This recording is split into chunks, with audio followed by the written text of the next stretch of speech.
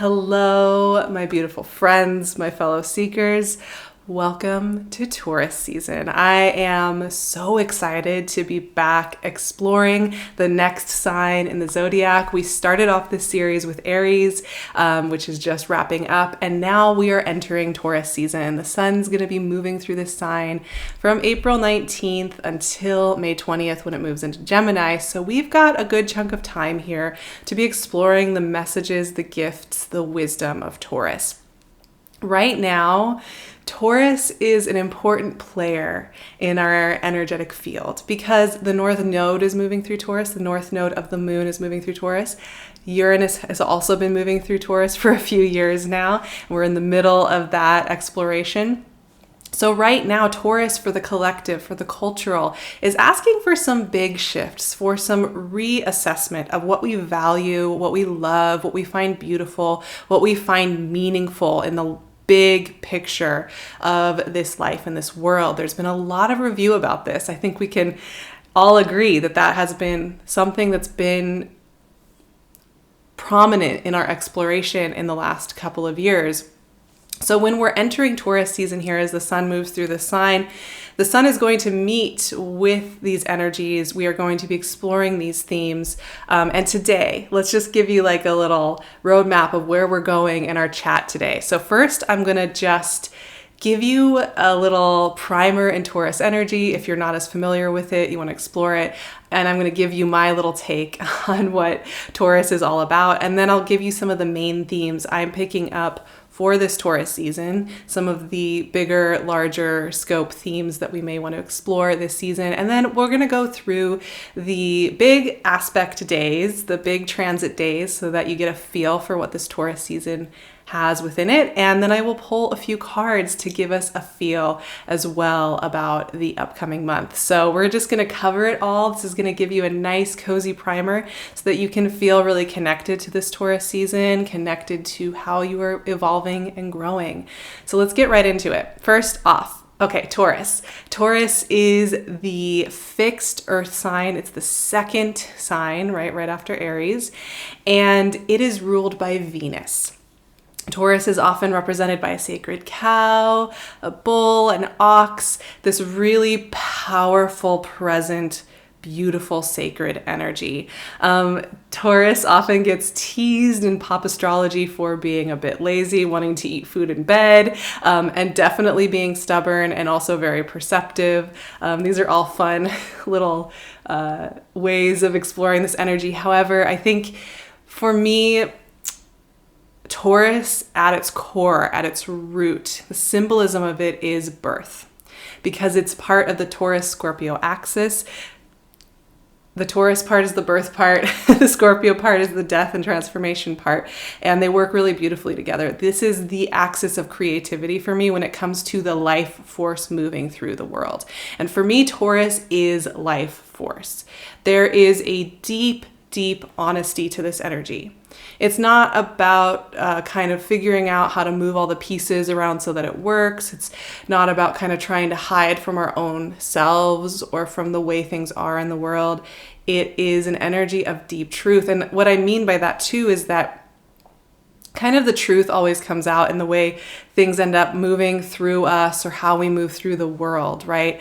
And there's this potency to the way that life takes us on this journey. It's big, it holds us. And for me, Taurus energy is all about that deep, moving energy that animates the universe, that animates our lives, that often asks us to get really, really honest about who we are and what we value here in this life. For me, Taurus energy too, being the fixed earth sign, this is about playing the long game. This is about being aware that things happen over a long process where we take little steps and we check in with ourselves and we're honest with ourselves within those little steps. It's not just about the initiating like we would do with more cardinal energy. It's not about the kind of dissolving and floating into the next thing.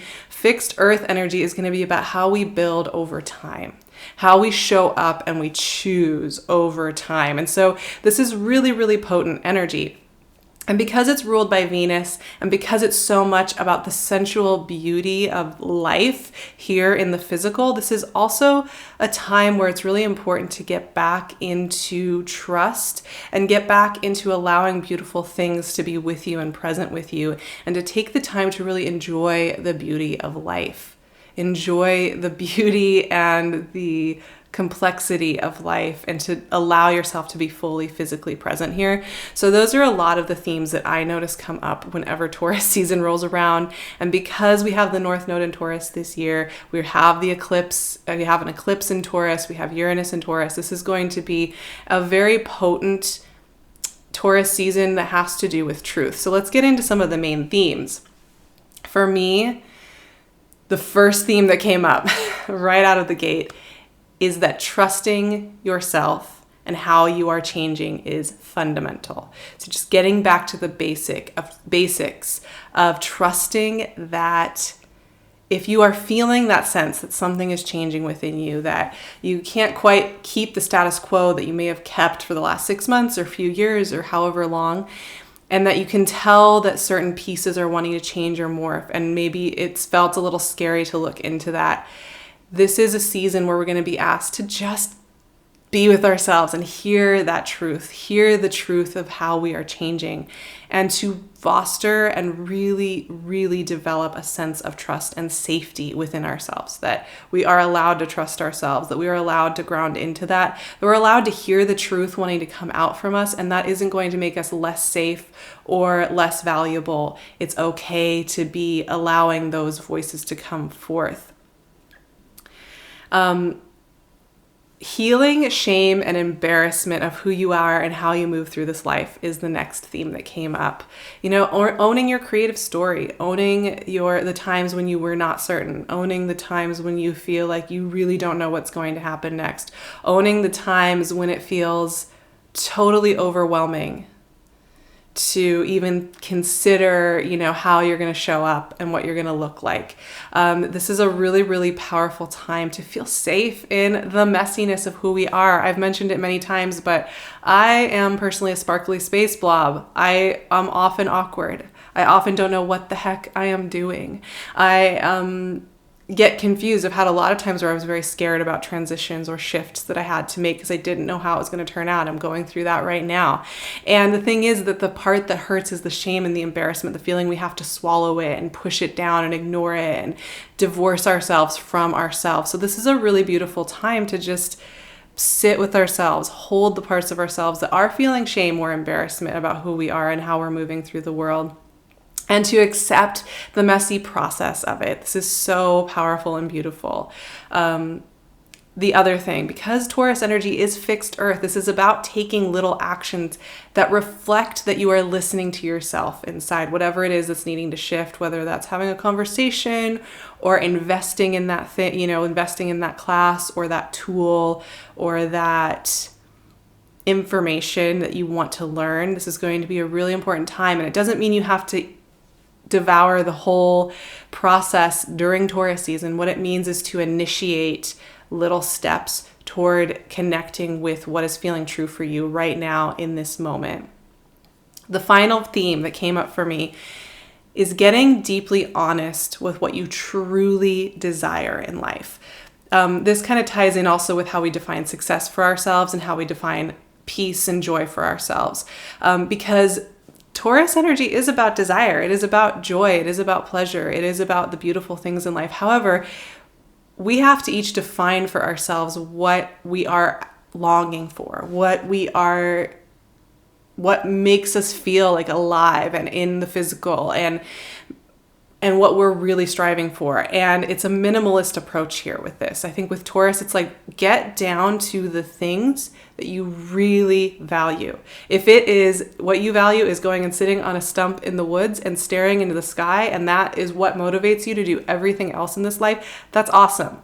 Then that's what you truly desire. It's about really stripping back and getting very, very honest with the desires that you have, not the cultural script of what we are supposed to want. So, like I said, really overall, Taurus season is about a deep sense of integrity and self-trust and self-honesty with how we are changing and growing.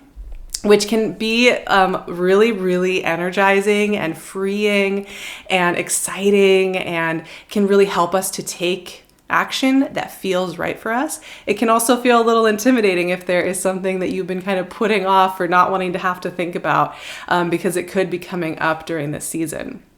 Let's get into the aspects that are going to be happening. This is going to be a Taurus season that is an eclipse season, and we are going to be working with a lot of transformational energy during Taurus season. I will say that right up front. So the sun moves into Taurus on April 19th. That begins this whole journey together. And then at the end of the month, April 29th, Pluto is going to begin its retrograde in Capricorn. Pluto retrogrades for about 5 months every year, and it's beginning here pretty close to the beginning of Taurus season.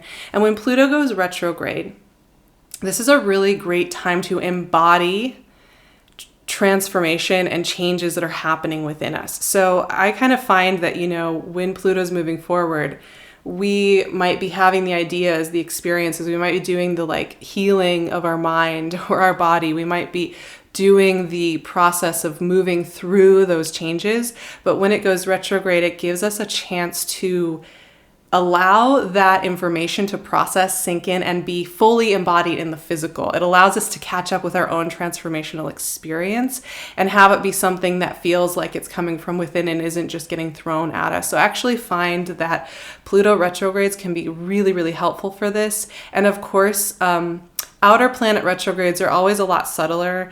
You have to take a micro view of outer planet retrogrades because they are more about the collective in general, but they're also about these larger life cycles rather than what's happening this Taurus season. So a lot of times too, with the way that Pluto ebbs and flows, you'll kind of notice these patterns the more you zoom out. So we're just beginning this Taurus season with this 5-month retrograde, but it is a time where it can be easier to actually bring into the physical what's been going on a spiritual level behind the scenes.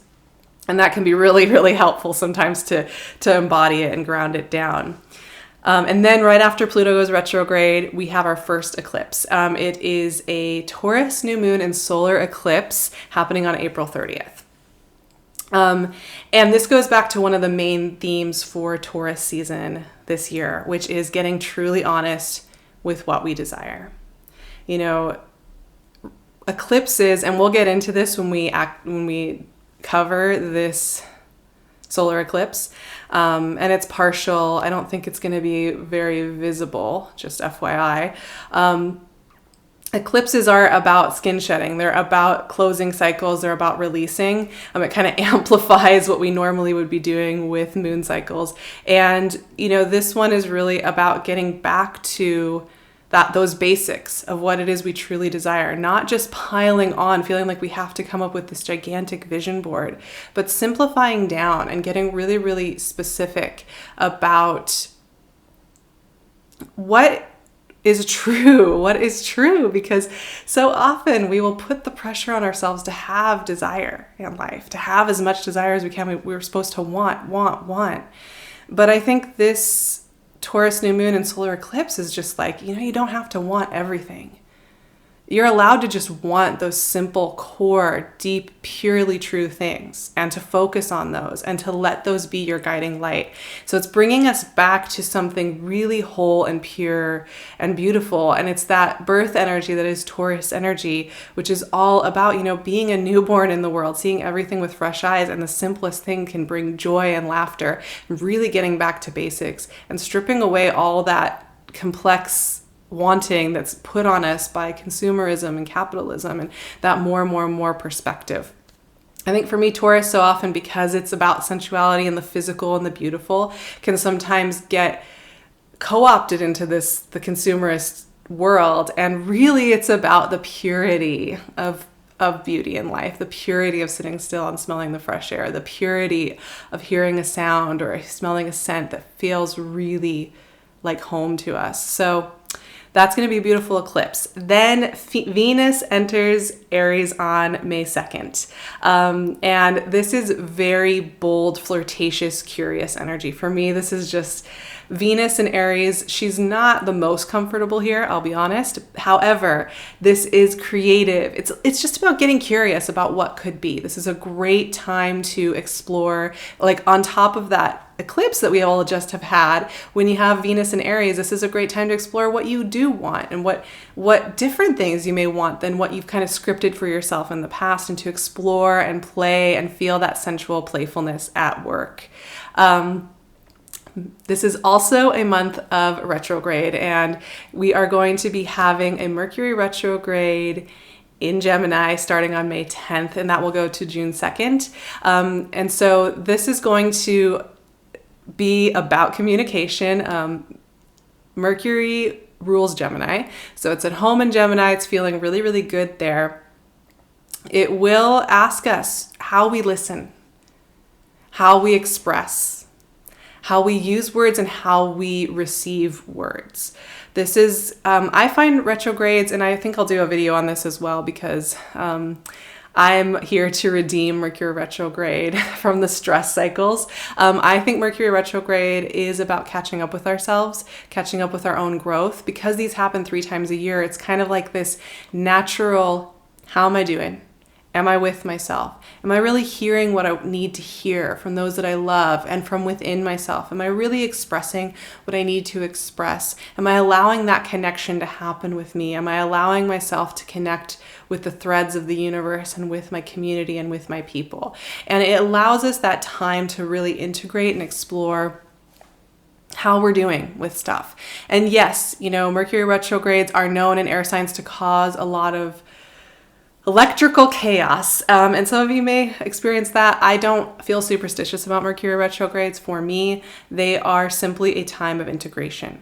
They're asking you to take it down a notch. Stop trying to put the gas on the pedal, put your pedal to the metal all the time and just be constantly going. It's asking you to get back to basics. As with the solar eclipse, as with Pluto retrograde, it's a time of integration.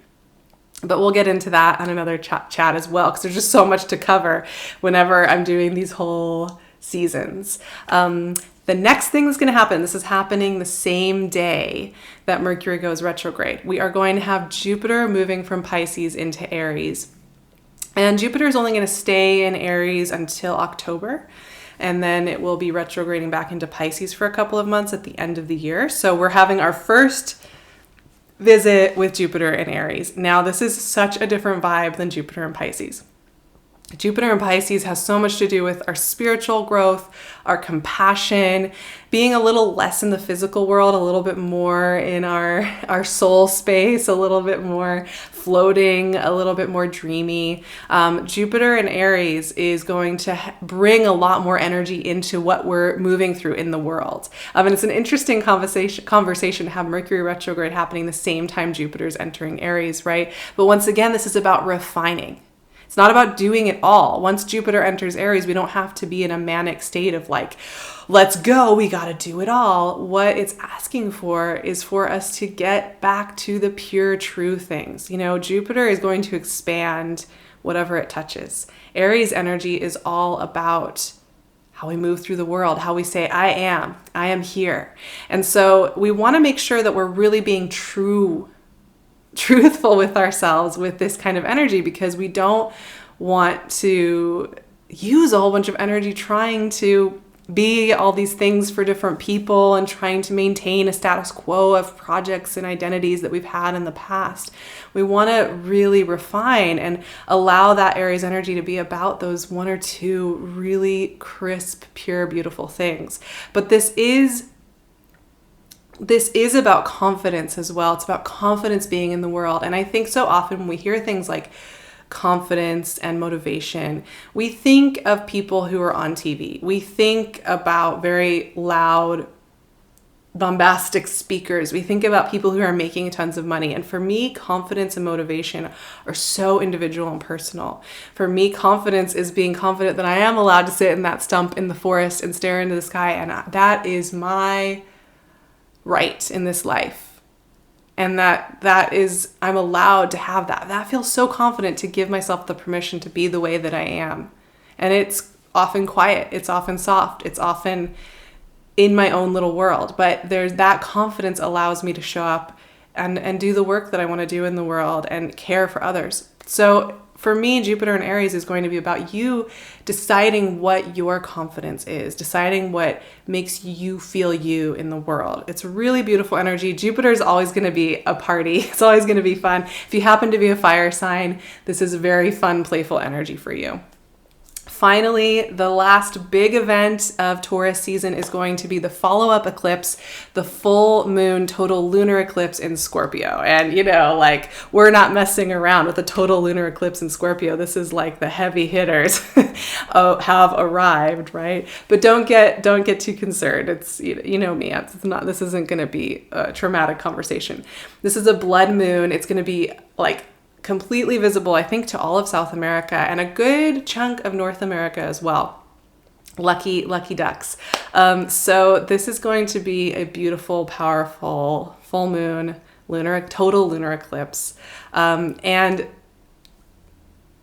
Scorpio energy with an eclipse is going to amplify that sense of transformation. For me, this is really about processing the past, processing our haunted houses, processing those old circuits that are trying to keep us safe, processing generational trauma. And of course, we're not going to do this all on one eclipse, right? We don't need to go there. But this is a moon with themes about processing the shadow of the past, of processing the things that are still holding us and anchoring us to some old cycles and some old wounds. This total lunar eclipse really wants us to open up to the fact that it's possible we could enter different cycles, that we can begin and initiate different cycles. So this goes deep, I'll admit, this is a deep and powerful and potent total lunar eclipse. It's one that you could feel very tender in. However, I think the intention here is so important to focus on, which is a sense of being held and given that grace and that kindness as we move through releasing trauma, releasing pain, and releasing old generational hurt. What more beautiful thing is there in this world than that, right? And then a few days later, on May 20th, the sun will move into Gemini. So there's a lot of big energy this Taurus season. We're really getting down to the fundamentals of what is meaningful in life, what we need to carry with us, what we should even care about, and what we even need to force ourselves to desire. And the answer is that we shouldn't be forcing ourselves to desire anything. It should be from that pure, simple place, So it's going to be a deep one. It's going to be a very deep Taurus season, full of communing with ourselves, with those closest to us, full of healing when it comes to the past, to past generations, and to anything that is needing a bit of recognition and release. I think also this Taurus season, I don't want to underestimate too when we are honest with ourselves about how we are growing and where we are wanting to take our growth next. That can be a little intimidating at first, but it's so important to be honest with, two cards wanted to come out, the Magician and Five of Wands. I guess Five of Wands came out first. We're going to pull 4 cards for the 4-ish weeks that we will be moving through Taurus season. But it's such a great season for just allowing yourself to embrace the truth of how you're changing. Embrace that there may be that unimaginable horizon kind of calling to you where you don't know how things are going to work out. And it may be really scary to anchor into that trust, but 2 more cards wanted to come out. 3 of Cups and 3 of Pentacles. Okay. I'm loving this. This is fantastic. Can't even argue with these creative cards. These are so beautiful. So yeah, this season can really help us to get in alignment where we are now. Not based on our old haunted houses, not based on their generational expectations, not based on even the trauma of the last 2 years or even the trauma that's happening right now, but something rooted in something really, really deep and true and healing. So we start off the month right at the beginning of Taurus season with the Five of Wands. Yes, this is a card of conflict, competition. For me, though, this card is about clearing the air. It makes me think about, yes, this could happen in a partnership or in a family situation. Yes, or in a work situation, of course. But for me, Five of Wands is that point when you realize there's a conflict going on at all. And a lot of times this will be inside. It's that thing where you know that you've changed. You know the way you want to do a project, or the way you want to relate to somebody, or the way that you want to schedule your week is just changing. You can't not see it, right? It's like you just cannot keep doing that same job. Like your body is shutting down on you. Your energy is low. You're looking haggard. You're feeling haggard. You just know that you cannot force yourself to keep doing this, but you've been kind of forcing yourself, right? So the Five of Wands is a really important point of knowing, where you realize, oh, I am at war inside of myself, or I am at war in the situation where I realized I've changed. I realized I want something different.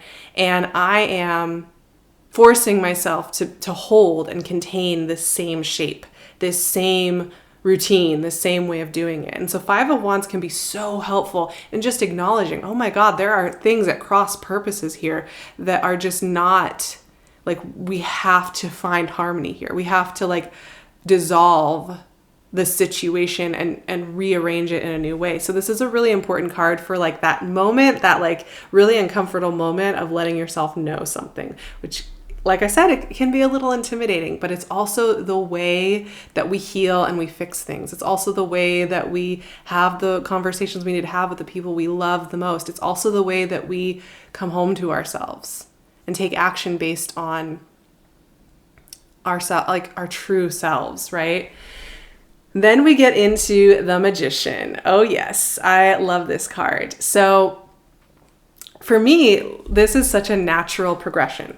One, you realize, oh, I am at odds with myself. I've got two streams of influence pushing against each other, not agreeing. But now that I've realized this is something I really want to shift, I want to change, the creative energy awakens again. It's suddenly back. And that clarity and that ability to just see, even if life continues to be complicated, which it probably will. There will continue to be decisions to be made. There will continue to be ambiguity in the world. There will continue to be unsolved pain in the world, of course. But something about the Magician, I think the most potent thing about the Magician is that it pulls us into the present moment, and it allows us to see what's that right step. What's that right thing that feels so true and good and clear to me? Because that's how we move through the world in integrity without being at war with ourselves, in a way that seems like magic and seems like this mystical thing. How are they doing that? How do we do that? It's as simple as just being really with ourselves and getting back to the purity and the crispness of the present moment and trusting in that more. The Magician opens up doors as well. So these are new ideas, new connections, new ways of moving through the world. And that's followed up here at the end of the month, as we go through, or the first half of May, really, I guess, the end of Taurus season, as we go through eclipse season, as we go through the beginning of Mercury retrograde and Jupiter moving into Aries, something really interesting is happening. These threes, 3 is the number of creativity. It's like this beautiful energy of creations coming to life via the 3 muses, coming to life via 3 people with different views that are able to build something architecturally beautiful. These are energies of creation with other energies, but this is also, so this can be a time of great communion, great friendship, great play, great conversation, working together to solve problems, working together to help make the world a better place, working together to come to accord, which I really love as a message. But this is also the harmony we have within ourselves. And that's the thing. This month we start off with the Five of Wands, which is about the internal conflict, the wars we fight inside of ourselves, trying to force ourselves to be in a shape, to have a certain costume on, to perform a certain number of things in the week, to be a certain identity. And then to let that go, let that dualism go, let that fighting go and just be. And in that flow comes all of this creative energy that's simple, that's pure. And I mean pure in the sense that it's not coming from needing to impress certain people or to survive something, or to keep ourselves locked away in the familiar. It's pure in the sense that it's just here and now, and it's a deeper knowing. That just sitting with your cat is something beautiful. That just getting out those paints is something beautiful. Just having that deep conversation is something beautiful. And I just love these cards. I love the message that's coming out. It doesn't need to be more complicated. And that just continues to be the message as I'm moving through this chat with you today. It doesn't need to be more complicated. You don't need to add 100 more desires to your list. You don't need to change yourself in radical ways this month. It's just about quieting down the noise a little bit, coming back here and just allowing your inner knowing to give you what it wants to give you at this time. And as vague as that sounds, there's something about that practice that I have to come back to time and again. And it's going to be an interesting and I think really powerful Taurus season, but we will keep connecting throughout this Taurus season. We're going to be doing the eclipses. I think I will be covering Jupiter and Aries as well as the Mercury retrograde. So I'd love to see you here for all of those chats. So please like and subscribe if you want to hang out with me more and hear my deeper thoughts on each of these transits, because it's just too much to cover in one chat. You can find me on Patreon. I'm about to launch a new tier on there as well. Right now, we hang out every week. I give you a rundown and we have worksheets and we explore different topics, but I'm about to release a new tier where we're going to have Zoom meetups where the community can chat. We're going to have a little book club. There's going to be a lot of fun resources. We're going to be exploring tarot more in depth the way that I like to teach it. So I'd love to see you over on Patreon. That's all going to be coming up in the next couple of months. All the new adventures we're going to start going on over there. I'd love to see you on Instagram as well. I will leave my One True handle below. I would love to see you in all of those places. Thank you for being here. Thank you for being a part of this ride as I kind of also navigate who the heck am I? What is this space blob? What do I want to do with the energy that I have here in the world? I'm always thinking about this stuff, and I know you are too. So I'm so happy that you're here, and we will talk again very soon, my beautiful friends. Have a beautiful, beautiful, gorgeous, sacred, beloved Taurus season. Take really good care of yourselves.